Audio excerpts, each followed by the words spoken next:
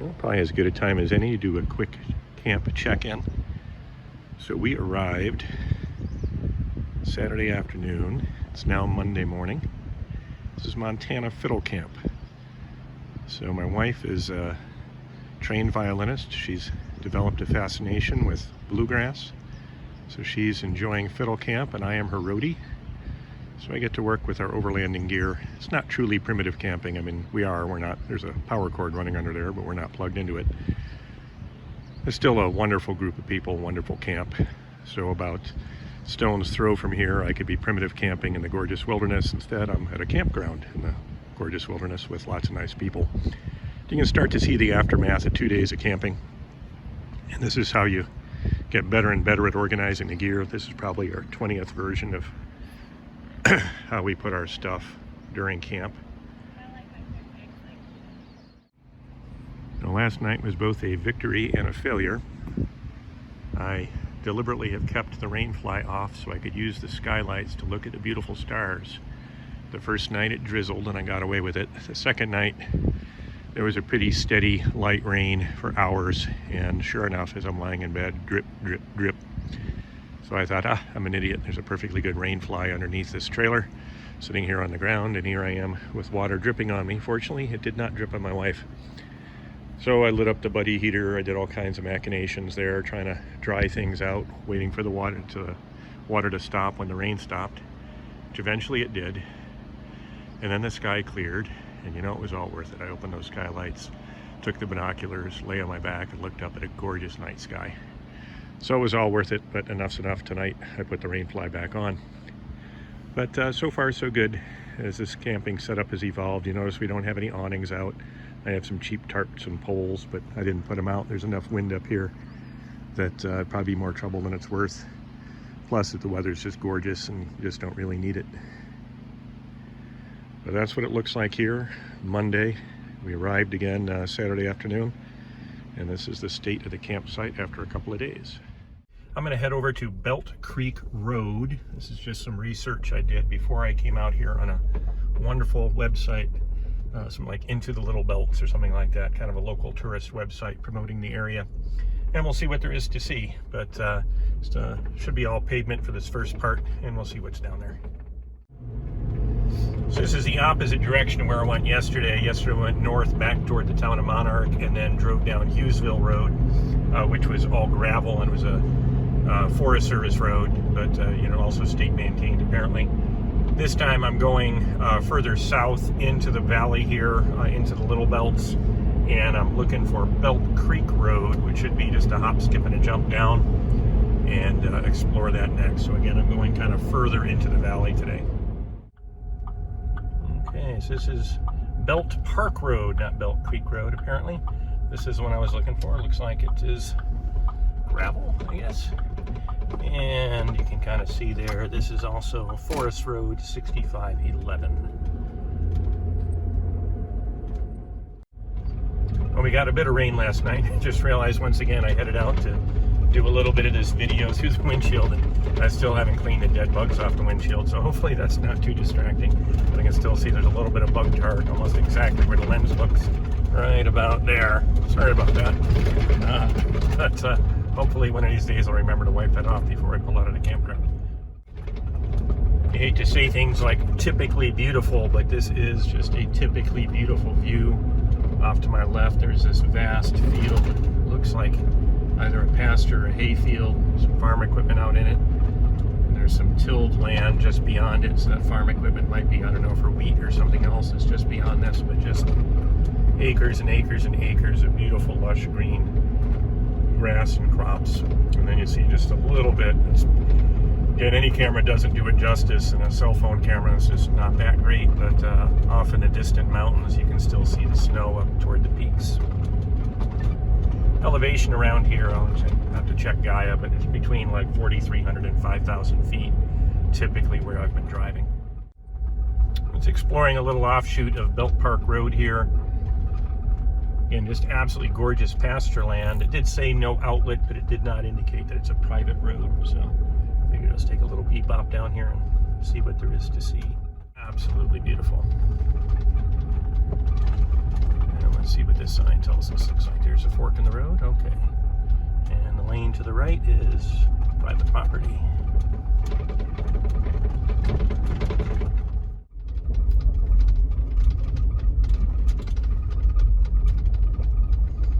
Oh, and there we go.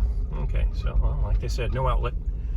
There's some cows kind of wondering what I'm doing here. You can see a little bit of dirt from the many people who probably turn around at the entrance to some private property.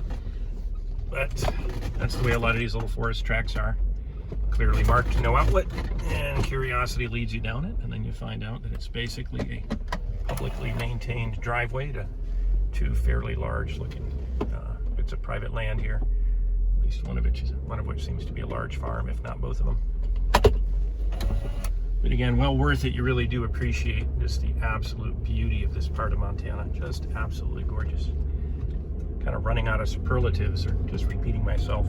Beautiful, gorgeous, lush, green, verdant. Next time I do a video like this, I'll make a list of synonyms for beautiful, scenic, bucolic areas, and I'll have them at the ready. Now, it was interesting, just outside the camera, on the shaded side of a creek, there was still a lot of snow that hadn't melted yet. So here in the first week of June, at least in this elevation, you still get quite a bit of snow if there's not direct sunlight on it. Look at that, a couple of vehicles. Looks like an ATV and a parked truck. Somewhere along here where I won't freak people out on private land, I'm going to try and pull off. And I realize I haven't exercised my winch in forever, so I'll probably reshoot my video on how I use my receiver-mounted winch. At the same time, hopefully I'll remember to wipe the bug tar off my windshield and pop up my ham antenna. I keep it folded. I'm not sure if there's anything to reach out here. One thing I didn't do this trip was write down a bunch of repeaters, which is always a good idea. I just didn't do it prior to heading out on this trip. Well, let's see what we have here. Road might end at the beginning of private property.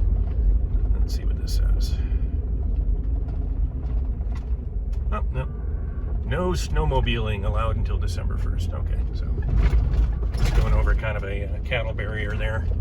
So it's still a public road, just not welcome to snowmobilers. Oh, there's a little Forest Service road there I need to check out. Okay, I'm going to try and, you can't quite see my bald head. I keep cutting myself off at the eyes. But that was a little bit of luck. There's a wonderful gentleman from the Forest Service handed me, so I should have researched this, and I think I've got it on my laptop in the back, the motor vehicle use map. He just handed me a printout of the latest map, and he described to me in terms some of the roads I'm going to be headed toward. He said this one's a little rough, so I won't go too far into it since I'm by myself. But he gave me the lay of the land. He pointed out, yeah, there's a lot of unmelted snow as you climb the elevations, especially on the shaded side of the road. So I'll flip this around here. Once again, I forgot to wipe off that bug tar. But you can kind of see right up here, immediately I get into some unmelted snow. So somewhere up here, I'll play around with the winch, make a video, and then I'll go explore some more. But nice to have that map, and nice to bump into a nice gentleman from the Forest Service. And right there you kind of see as I drive up that here the first week of June at this elevation, it's only about 53 degrees out so far this morning. Rained a fair bit last night, and you can see that, yeah, you're gonna, driving around here, you're gonna get into a fair bit of snow. Now, we also pointed out, if you're a fan of the Epic Family Road Trips channel, you'll see, I remember playing in the comments to them in one spot, an old lecture, Eskimo words for snow. You know, there's snow and then there's snow. So he pointed out this snow is like firm, soft, and then firm again. So he was out in his little ATV and he said he had to winch himself out. So, you know, it was pretty clear. It's like, yeah, be careful what you get into. And I said, yeah, you know, out by myself, I have no interest in doing anything challenging and having to try to call out a extract or something. But again, really fabulous, beautiful road here. You can tell it gets more and more basic. And I'm just going to find a spot up here, videotape myself kind of working through the receiver winch, and nothing else, just a chance to spin its motor, make sure the wireless remote batteries are good and all that good stuff, and see some of this just absolutely wonderful scenery here.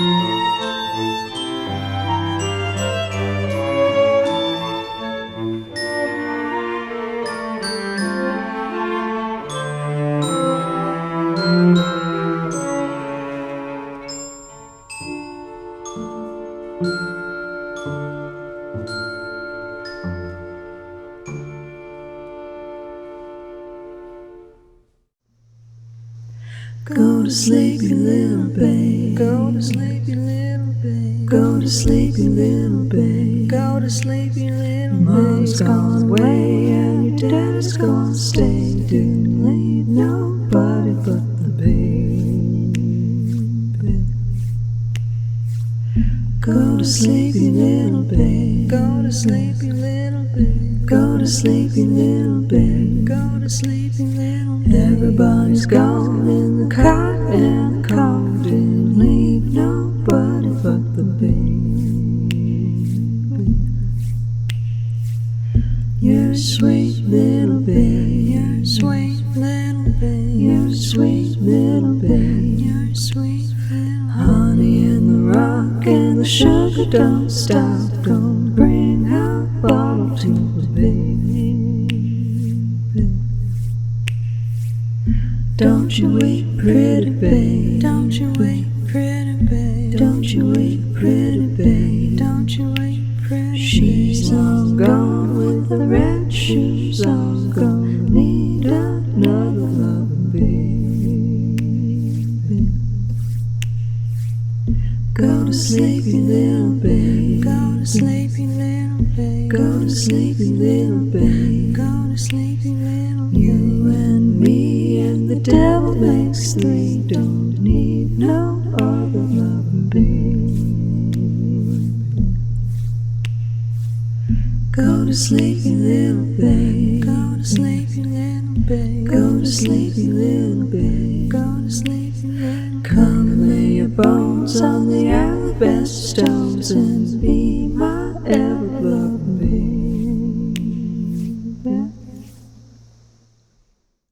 Well, I knew going onto this road that it was going to dead end at a locked gate for a restricted use trail after that.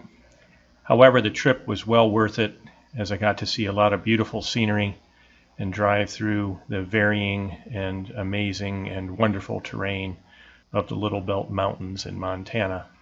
From here, I just turned around and found the next track.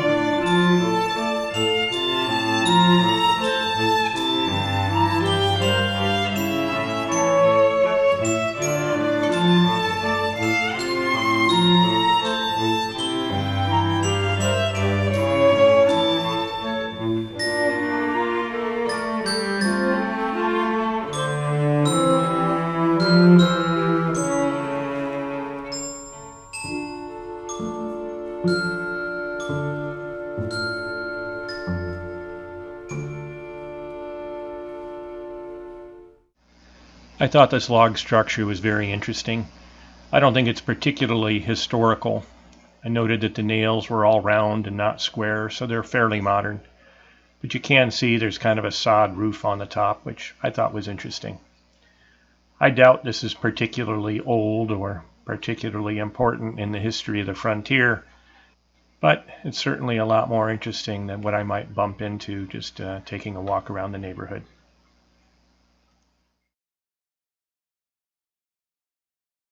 Okay, according to Gaia, I just follow this little 2-track up this hill, and I'll be right back on the Forest Service Road where I turned off about, I don't know, maybe an hour ago by now. It's been a fun little adventure.